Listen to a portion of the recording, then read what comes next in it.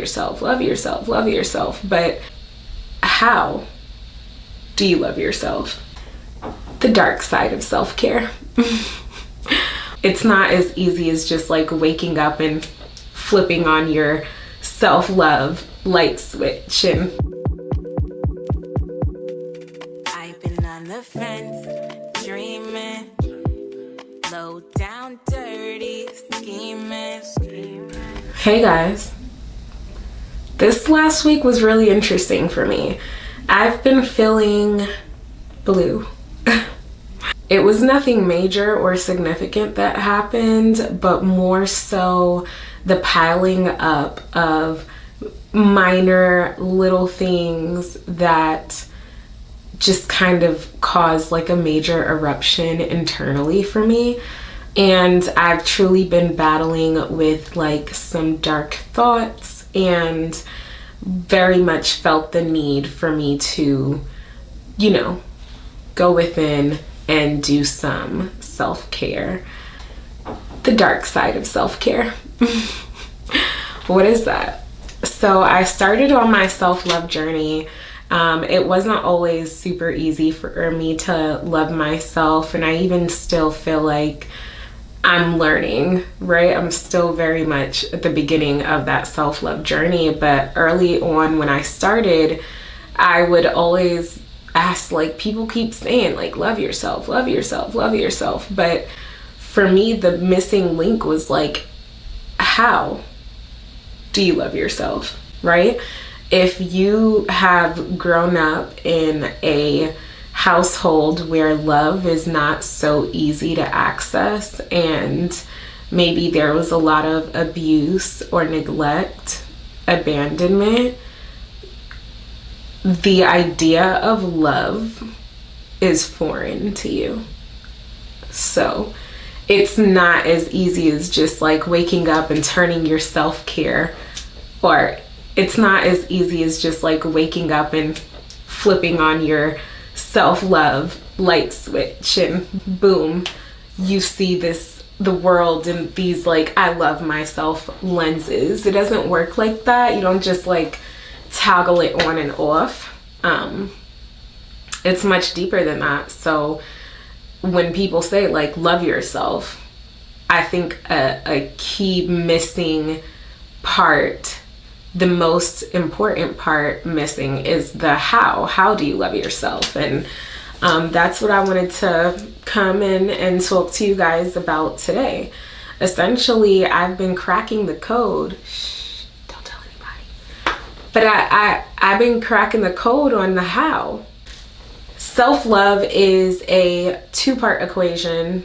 Never mind the four, but it's a two-part equation, and self-love cannot exist without self-care. And I think self-care has been glamorized, where anytime you think about self-care, you imagine a spa, getting your nails, hair done, going shopping, spending unrealistic amounts of money on things that you don't need, that you feel like will improve the state of your emotions. And actually, partly correct, right? But if you're spending money that you don't have so that you can feel better for 2 hours, that's actually poor self-care and also poor financial literacy. And self-care is much more deep than that. It's not so surface level, right? There is a darker side of self-care that is just, it's like Pandora's box waiting for you to open it up. And what that means is like taking a really good look at yourself and like asking yourself, one, spending time with yourself, right? How do you even know what you like if you're constantly externally validating? Like, what do you think? What do you think? Do you think I look good? Do you think I sound good? Do you think this celebration, this accomplishment is worth celebrating? I'm gonna wait for someone to celebrate my birthday. I'm gonna wait for someone.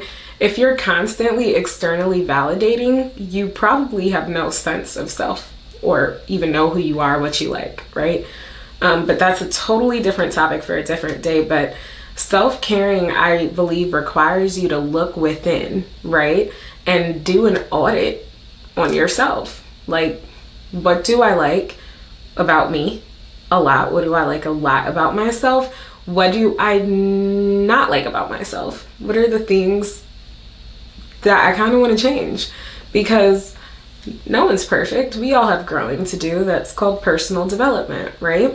And so anything that you don't like, you can very much change. And I don't mean going to get your body done. So if that's what you were thinking, chill. I mean, soft skills, right? Personality, habits. Let's go back there. But anything that you don't like about yourself, you can literally change. And anything that you can't change, you can learn to love. Self-acceptance. So that would be a really good place to start. Take a good look at you, how you move, what you like, what you don't like, your habits. How do they make you feel? Are those habits conducive to becoming the person that you envision, right? That the person that's on your dream board, that dream girl or dream guy.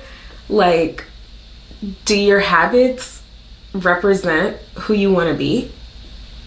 If there's a big gap between what you're saying you want for yourself versus what you're doing, and if those actions are not contributing to the overall goal, that's poor self-care.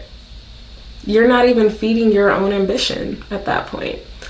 So definitely doing an audit on you, what you like, what you don't like, and what you really, really like and want to keep doing, and the things that you need to stop immediately, right?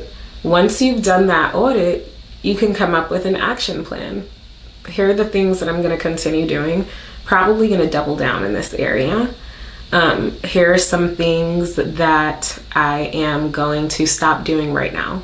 And it's actually not that easy to just be like, brand new me, click the light switch, I'm a brand new chick. It's not that easy. It's going to take time. So very much be patient with yourself. But you're definitely going to need to come up with an action plan based on what you want to stop doing. Start, stop, continue. What do you want to start? What do you want to stop? What do you want to continue doing? What do you want to double down on? And then work backwards. How are we going to achieve that action plan? Are we going to, for example, me, I'm a messy person. Does that mean I will now start cleaning up my house more? Because I actually don't ever want to tell anybody like, hey, I'm a messy person. I would rather say things like, I like to clean up a lot to combat the messiness.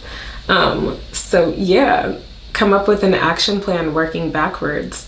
In order to be the person that you want to be, what steps do you need to take? So if I'm overweight and I don't really like the way my fupa is hanging, chances are I need to add to the start column, start going to the gym at least 3 times a week. And if I'm not at the gym, still find ways to be active instead of sitting down at a computer desk all day. Then create a schedule for yourself to stick to it. So that's what I've been doing. Like, I had to ask myself when I was creating my schedule, that girl that I want to be, that it girl, what does she do? I had to ask myself, like, what future me, the God version of me, the woman that God created me to be, what does her day look like? What does her week look like? Does she hang out with her friends all the time, or does she spend most of her time alone? What are her activity levels like? What does she eat? I literally had to think about, like, almost visually create this girl, this woman. I'm sorry, she's a woman, a dangerous woman. But I had to, like, create that woman in my head and give her a face, preferably my face. But she had to be real to me, right? So that I could feel like I'm actually working towards something. And then I also wanted her to have a personality. What's her personality like? Is she a hothead? Does she go off on people all the time? Is she always in emotional duress? Like, no. How? How does she get there? Now we're working backwards. If she's, you know, a fit mommy, body looking good, booty sitting up, you know, abs on 10, chances are that girl goes to the gym multiple times a week, right? So now I want to figure out how to add that to my schedule. If that girl is super productive, knocking out all of her work projects while still being a bomb mommy, chances are I need to work on my time management skills. So essentially what I did was I worked backwards, right? I created my start, stop, continue list. I visualized the future woman, the future version of myself that I want to be. And I literally just said, like, in order to become that girl, I need to do X, Y, and Z. And I also need to stop doing X, Y, and Z. So that's actually where I am right now. I worked backwards. I visualized that woman. I wrote out my start, stop, continue list, and I changed my structure up. So instead of me just kind of going with the flow and loosely keeping these goals in mind, like, yes, one day I'll do that.